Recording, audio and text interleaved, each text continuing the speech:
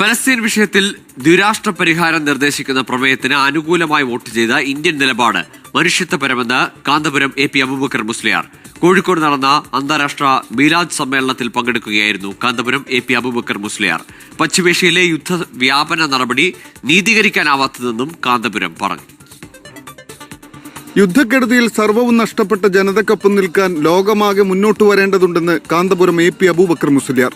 ഗസയ്ക്ക് പുറമെ Qatar, Yemen, Lebanon ഉൾപ്പെടെയുള്ള പശ്ചിമേഷ്യൻ രാജ്യങ്ങളിൽ അശാന്തി പടർത്തുന്ന ഇസ്രായേൽ നടപടി നീതീകരിക്കാനാവില്ല. സ്വന്തമായി പ്രഖ്യാപിക്കപ്പെടണം എന്ന ഉച്ചകോടിയുടെ അഭിപ്രായത്തെ നമ്മുടെ ഇന്ത്യ ഗവൺമെന്റ് അംഗീകരിച്ചു എന്നത് നമുക്ക് അത് വലിയൊരു സന്തോഷമാണ്.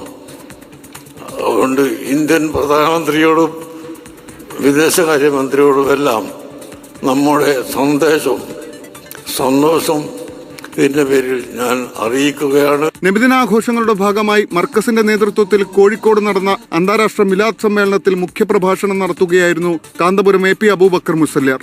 പ്രശസ്ത അറബ് ഗായക സംഘമായ അൽഹുബ് ഗ്രൂപ്പിന്റെ ഗ്രാൻഡ് മൗലിദ് സമ്മേളനത്തെ അപൂർവ അനുഭവമാക്കി.